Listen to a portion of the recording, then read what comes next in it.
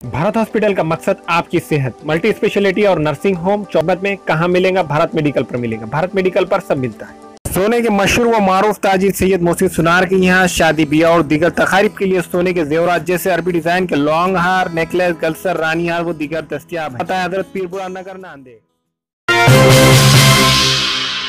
अस्सलाम वालेकुम नाज़रीन, नांदेड़ उर्दू न्यूज़ में आपका इस्तकबाल है। चले जानते हैं आज की खबर। जिला मनसूबे बंदी की अराकीन की मुअत्तली सरासर गलत, साबिका मुमलिकती वजीर DP सावन का इल्जाम। महाराष्ट्र के साबिका मुमलिकती वजीर और हल्का असम्बली के शुमाल के कांग्रेसी रुकन श्री DP सावन ने प्रेस कॉन्फ्रेंस से खिताब करते हुए जिले के वजीर सरपरस्त रामदास कदम की मजम्मत की है।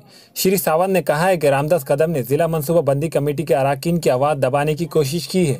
श्री सावन ने कहा है कि रामदास कदम ने कमेटी के जिन 4 अराकीन को मुअत्तल किया है वो सरासर गलत है। इसका रामदास कदम को इसका इख्तियार नहीं है। श्री सावन ने कहा है कि मुकामी दर्जात से मुंतखबा ये अराकीन अपने मुतालिबात पेश कर रहे थे जो इनका जमहूरी हक है। ये जमहूरी की तौहीन है। कांग्रेस कमेटी इसकी मजम्मत करती है। श्री सावन ने कहा कि जिला मनसूबा बंदी कमेटी के इजलास 90 योम के बाद लेना ज़रूरी है, लेकिन ऐसा नहीं हुआ। श्री सावन ने वजीर राब्त के इस इल्ज़ाम की भी तरदीद की है कि अशोक राव चौहान की सालगिरह के दिन जिला मनसूबा बंदी कमेटी का इजलास लेने के लिए कहा था। श्री सावन ने रामदास कदम के इस इल्ज़ाम की भी तरदीद की है। प्रेस कॉन्फ्रेंस में बल्दिया उज़्मा नांदेड़ की मेयर शीला किशोर भौरे, कांग्रेस के अहदेदारान मौजूद थे।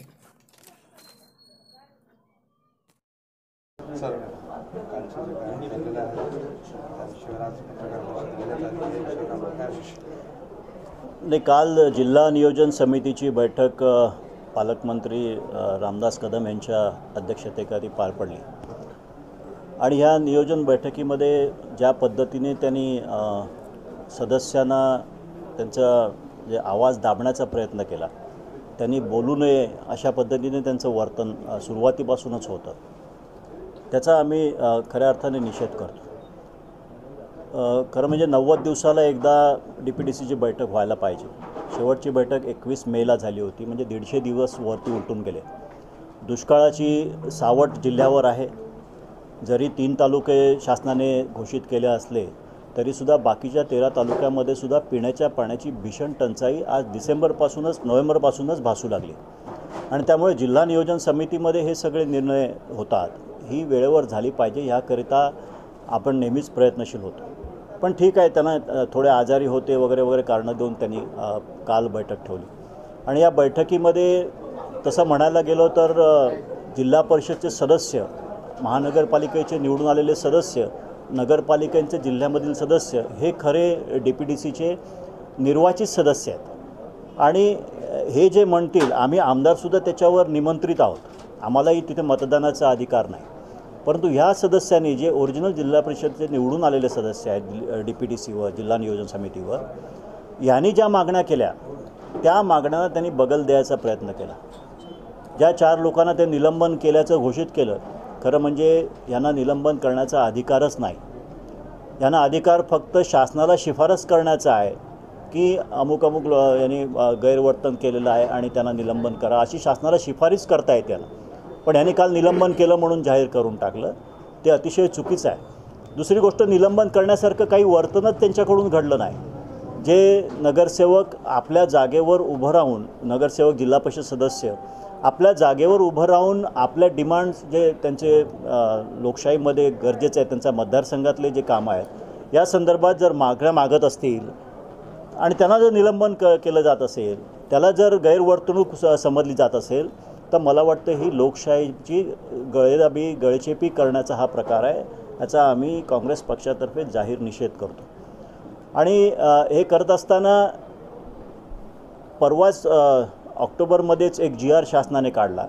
शासनसुद्धा जे स्थानिक स्वराज्य संस्था आहे, जिल्हा परिषद असो, महानगरपालिका असो, या स्थानिक स्वराज्य संस्थांचे अधिकार काढून पालकमंत्र्यांना अधिकार द्यायचा घाट शासनाने काही दिवसापासून सुरू केला।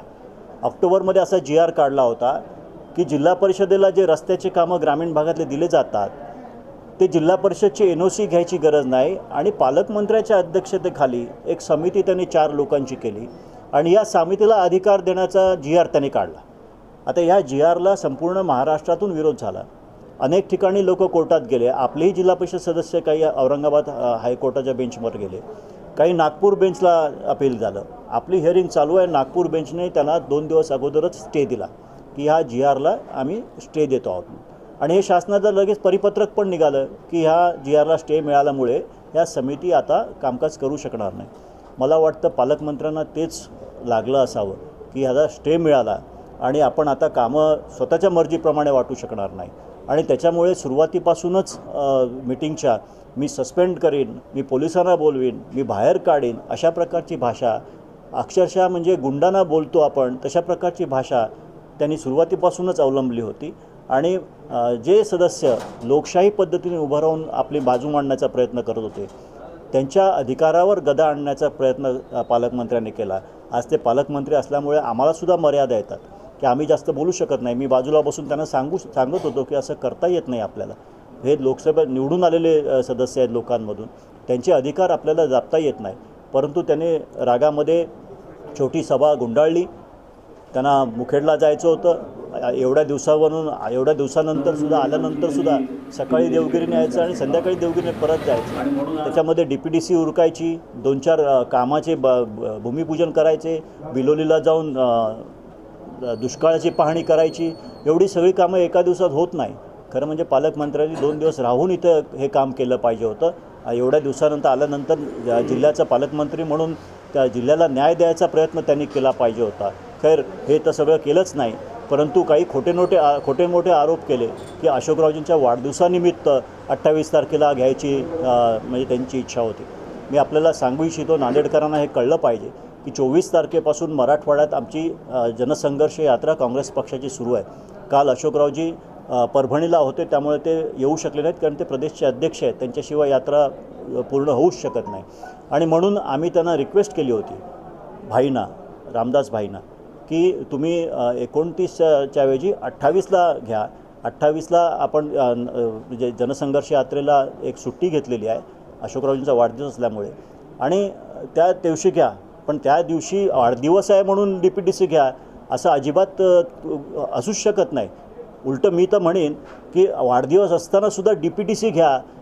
ही मानसिकता अशोकरावजींची आहे की हजारो लोक भेटायला येतील वाट बघतील, पण जिल्ह्याचा विकास कुठे थांबला नाही पाहिजे आणि वाढदिवस जरी असला तरी DPDCचं काम झालं पाहिजे. ह्या मानसिकतेतून त्यांना रिक्वेस्ट केली होती की तुम्ही 28 तारखेला घ्या. परंतु ह्याने वाटलं की ह्याने वाढदिवस DPDCमध्ये साजरा करायचा आहे. अशा प्रकारची कलाटणी, एखाद्या चुकीची कलाटणी द्यायची आणि लोकांना गुमराह करायचं काम पालकमंत्र्यांनी या निमित्ताने केलेलं आहे. अशोकरावजींनी वाढदिवस साजरा केलेला नाही आहे दुष्काळाच्या पार्श्वभूमीवर. आज संघर्ष यात्रेत आम्ही मराठवाड्यात फिरतोय, हजारो लोक यात्रेत येत आहेत, अतिशय उत्स्फूर्त प्रतिसाद आहे. तिथेही आम्ही लोकांना सांगितलं की आम्ही फुलं घेणार नाही, बुके घेणार नाही, तुमचे जे काही प्रश्न आहेत त्याची निवेदनं आम्ही स्वीकारू, एवढंच घेऊ. म्हणजे अशी कुठलीही मानसिकता नाही. परंतु असे असतानासुद्धा पालकमंत्र्यांनी याचा म्हणजे चुकीचा संदर्भ देऊन 28 तारखेला वाढदिवसानिमित्त DPDC ठेवा अशी म्हणजे जी बातमी दिलेली आहे त्याचा आम्ही निषेध करतो. अशी कल्पना आमच्या काँग्रेसच्या मनाला शिवू शकत नाही. आम्ही फक्त जिल्ह्याचा विकास हेच अशोकरावजींचं ध्येय आहे, एवढं या निमित्ताने सांगू इच्छितो. पालकमंत्र्यांचं म्हणणं असं आहे की कोणत्याही भूमिपूजन उद्घाटनला काँग्रेस गोंधळ घालतो यासाठी की त्यांच्या नेत्याला बोलवलं नाही, त्यांचं नाव वगळलं नाही. हे गेल्या वर्षापासून हे चालू आहे की कुठलंही, आता आम्हीसुद्धा अनेक वर्ष सत्तेत होतो, विरोधी पक्षाचे आमदार किंवा त्यांचे नगरसेवक त्यांच्या मतदारसंघात एखादा कार्यक्रम घेतला तर त्यांचं नाव त्यांना सोबत घेऊन कार्यक्रम आम्ही करत असतो. आम्ही काल पालकमंत्र्यांना हेच सांगितलं की तुम्ही जे भूमिपूजन करताय तिथं नगरसेवक 4ही काँग्रेसचे आहेत. महानगरपालिकेच्या जनरल बॉडीने ठराव घेऊन ते काम केलेलं आहे. ठीक आहे, निधी तुमचा आहे, तुमच्या हस्ते ठेवा, परंतु सगळ्यांना घेऊन हे काम करा. सगळ्या नगरसेवकांना घेऊन, महापौरांना घेऊन तिथे नारळ फोडा, तुमच्या हस्ते फोडा. परंतु तुम्ही स्वतः आणि आमदार हे दोघे जाऊन जर हे करत असाल तर तिथल्या नगरसेवकांनी काय करावं, त्यांनी त्यांच्या मतदारांना काय जाब द्यावा, हा विषय आहे. त्यामुळे असं परस्पर तुम्ही जर कुठली कामं करत असाल, परवा तुम्हाला आठवत असेल रेल्वेचं कामसुद्धा असंच केलं त्यांनी. खासदार अशोकरावजी चव्हाणांचा मतदारसंघ आहे आणि त्यांना न घेता जर तुम्ही पत्रिका छापत असाल तर हे निषेधार्हच आहे, कुठल्याच लोकशाहीमध्ये बसणारं नाही आहे.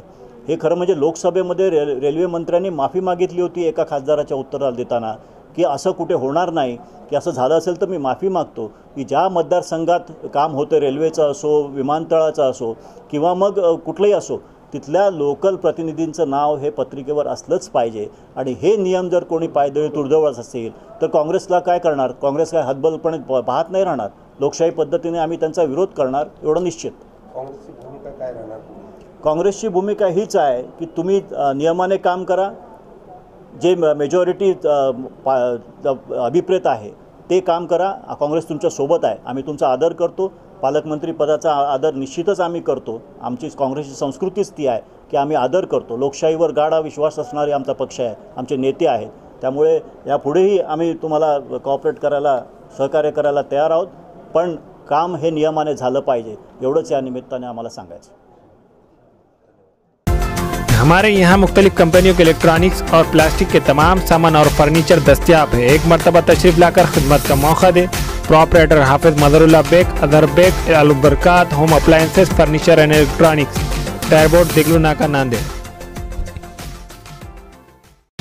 Nanded Urdu news YouTube channel को सब्सक्राइब जरूर करें और बेल आइकन को क्लिक करें. बेल आइकन को क्लिक करने से होगा ये कि आपको लेटेस्ट न्यूज़ अपडेट की नोटिफिकेशन मिलती रहती है, तो सब्सक्राइब करना ना भूलें.